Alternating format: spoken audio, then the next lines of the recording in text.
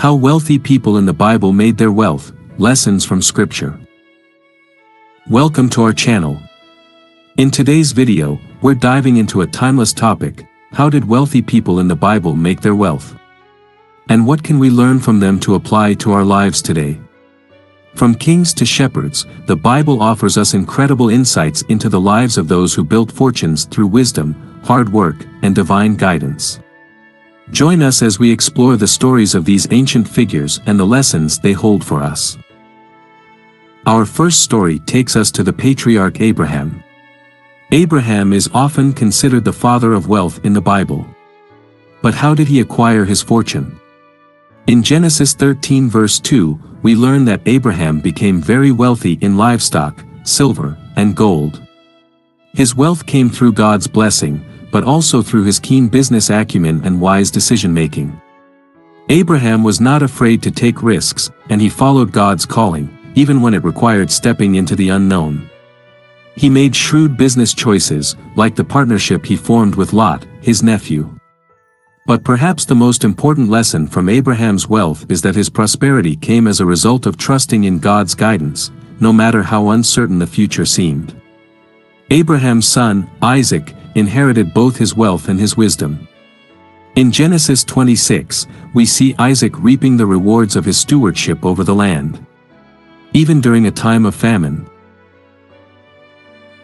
Isaac prospered because he followed God's direction and invested in the land. He sowed crops in the same land where others had failed, and his harvests returned 100-fold. The lesson here: wealth is not just about what you accumulate, it's about stewardship. Isaac knew how to manage and care for what God had entrusted to him, even in difficult times. So, whether it's your career, investments, or relationships, the principle of stewardship is key.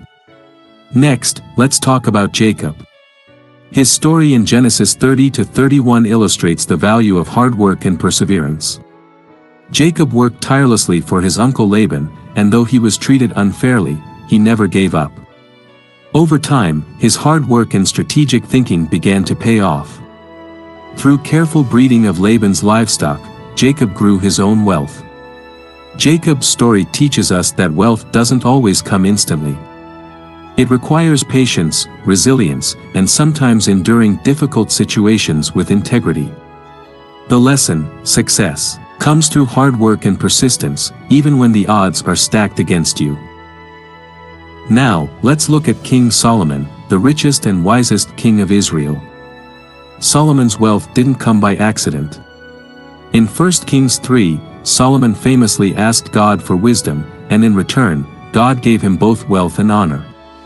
Solomon's wisdom guided him to make strategic alliances, build great projects, and manage his kingdom efficiently. Under his rule, Israel flourished. The lesson here is clear: wealth follows wisdom. Solomon didn't chase money directly; instead, he sought wisdom and made decisions that built long-term prosperity. In life, wealth is often a byproduct of making wise choices and seeking knowledge. Joseph's story is one of incredible resilience and strategic thinking. From being sold into slavery by his brothers to becoming the second most powerful man in Egypt, Joseph's rise to wealth is nothing short of remarkable. In Genesis 41, Joseph's interpretation of Pharaoh's dream saved Egypt from famine. His ability to plan, manage resources, and act decisively earned him wealth and power. Joseph's journey shows us that sometimes wealth comes through overcoming adversity and using the skills and wisdom we acquire along the way. In the face of hardship, Joseph remained faithful and used his position to bless others. We also learn valuable lessons from those who didn't have great material wealth, but gave generously. In Mark 12 verses 41-44, Jesus highlights the story of a poor widow who gave 2 small coins to the temple treasury. Jesus praised her generosity because she gave everything she had, despite her lack of wealth. The lesson: wealth isn't just about the quantity of money, but about the heart behind it. True wealth comes from giving, from being generous even when you don't have much. This teaches us the importance of prioritizing spiritual wealth over material wealth. In Matthew 25, Jesus tells the parable of the talents. In this story, a master gives his servants different amounts of money, or talents, to manage while he is away.